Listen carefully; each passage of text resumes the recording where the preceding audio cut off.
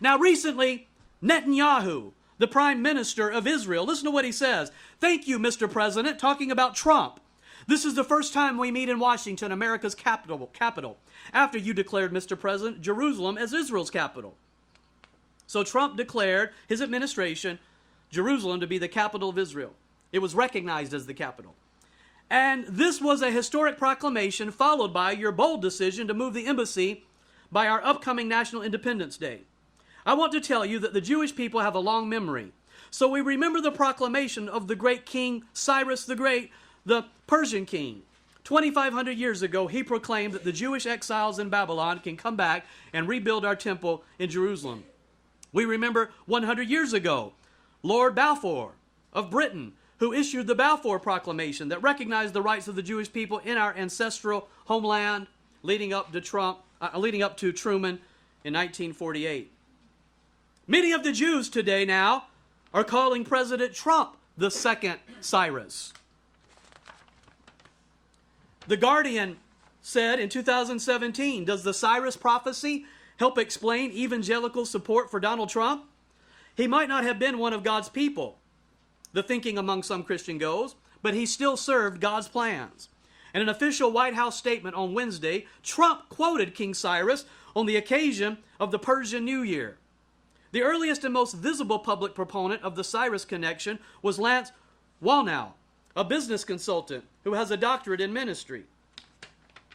In 2016, before he met candidate Trump, the Lord spoke, quote, to Wallnau, telling him Donald Trump is a wrecking ball to the spirit of political correctness. Before his second meeting with Trump a few months later, Wallnau saw an image of him as the 45th president, and once again heard God speaking, read Isaiah 45. Thus saith the Lord, the chapter begins, to his anointed, to Cyrus. Other prominent evangelists, including Kurt Landry, Derek W. H. Thomas, have spread the word about the Cyrus prophecy. Some ultra-Orthodox Jews have also embraced the Cyrus prophecy. For them, Trump is a Cyrus who will help Israel to settle properly in its land. Trump's support for Israel and the president's commitment to moving the U.S. Embassy from Tel Aviv to Jerusalem confirm the prophecy. Christianity Today says Cyrus prophecy, the reason why witches everywhere are casting spells on Donald Trump. Jerusalem Post, just the other day, says top Israeli rabbis laud Trump and his settlement policy decision. Leading religious Zionist rabbis in the world penned a letter lauding the American president. Among the signatories were 4 of the most revered and respected rabbis in the religious Zionist community, along with more than 200 other rabbis from the sector. It was the Trump administration's decision to reverse the previous U.S. position that settlements were illegal and prompted the rabbis' outpouring of Thanksgiving, which was replete with biblical and even messianic references. The rabbis began their missive by quoting the prophecies of Jeremiah about the return of the Jewish people to the land of Israel, and specifically Judea and Samaria, otherwise known as the West Bank. 2 years ago, we merited recognition granted by you and by the United States of America of the centrality of Jerusalem. And now we have merited recognition of the legality of Jewish settlement in Judea and Samaria, the rabbis wrote. Washington Post, just the other day, the Trump administration's obsession with an ancient Persian emperor. In fact, Cyrus Day was celebrated a few weeks ago. Now listen to me as I close. The Bible predicted the regathering of Israel and a rebuilding of the temple. Nobody knows who is going to rebuild or authorize the rebuilding of that temple. It could be President Trump.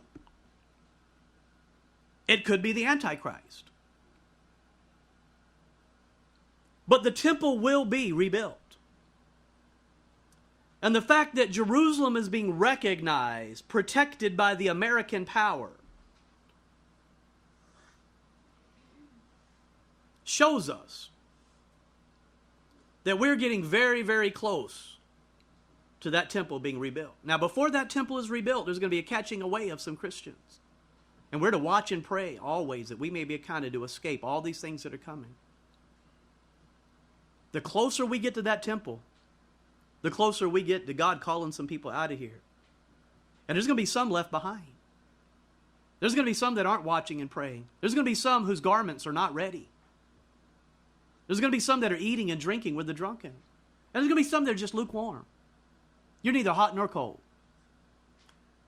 If you walk out to the peach tree in the spring and you see some ripe peaches that are early ripe and you pluck them off, that's what the Lord's going to do to some Christians. But if you see a bunch of green peaches or ones that are hard and not yet red, they got to stay behind in the sun. Some believers are going to stay behind in the hot sun, the tribulation sun.